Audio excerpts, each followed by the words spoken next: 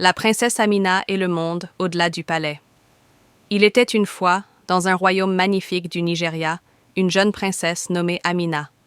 Elle vivait dans un palais doré, entouré de serviteurs, de bijoux étincelants et de délicieux festins. Mais Amina n'était pas heureuse. Elle trouvait la vie au palais ennuyeuse et répétitive. Tous les jours, elle devait suivre les règles strictes de la royauté, s'habiller avec des robes lourdes, assister à des cérémonies interminables et rester à l'intérieur des murs du palais. Amina rêvait d'aventure, de liberté et de découvrir le monde au-delà des portes du palais.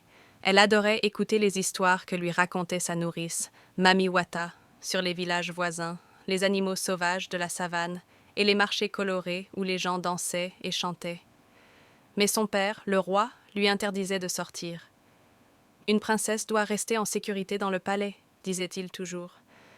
Un matin, alors que le soleil brillait haut dans le ciel, Amina décida qu'elle en avait assez. Elle enfila une simple tunique, attrapa un sac en tissu et s'échappa discrètement par une petite porte à l'arrière du palais. Pour la première fois, elle respira l'air frais de la liberté et sentit son cœur battre de joie. Elle marcha jusqu'à un village voisin, où elle découvrit un marché animé. Les étals étaient remplis de fruits juteux, de tissus colorés et d'objets artisanaux. Les gens riaient, dansaient au rythme des tambours et partageaient des histoires. Amina se sentait vivante comme jamais auparavant. En explorant, elle rencontra un jeune garçon nommé Kofi, qui vendait des sculptures en bois. Kofi remarqua que la princesse semblait perdue et lui proposa de l'aider. Amina lui expliqua qu'elle voulait découvrir la vraie vie, loin du palais.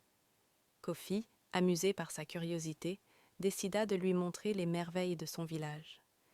Ils visitèrent une école où les enfants apprenaient à lire et à écrire, une rivière où les femmes lavaient le linge en chantant, et même une ferme où des chèvres et des poulets couraient librement.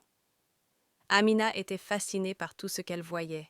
Elle apprit à danser au rythme des tambours, à tisser des paniers et même à cuisiner du maïs grillé. Mais alors que le soleil commençait à se coucher, Amina réalisa qu'elle devait rentrer au palais avant que son absence ne soit remarquée. Kofi lui offrit une petite sculpture en bois en forme de lion, symbole de courage et de liberté. « Tu es toujours la bienvenue ici, princesse », dit-il avec un sourire. De retour au palais, Amina garda précieusement la sculpture et promit de ne jamais oublier les leçons de cette journée.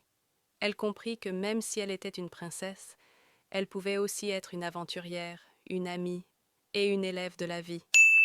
Dès lors, elle trouva un équilibre entre ses devoirs royaux et ses escapades secrètes, apportant toujours un peu de la magie du monde extérieur dans le palais. Et c'est ainsi que la princesse Amina devint une légende, non seulement pour sa beauté et sa grâce, mais aussi pour son esprit libre et son amour pour son peuple et son pays.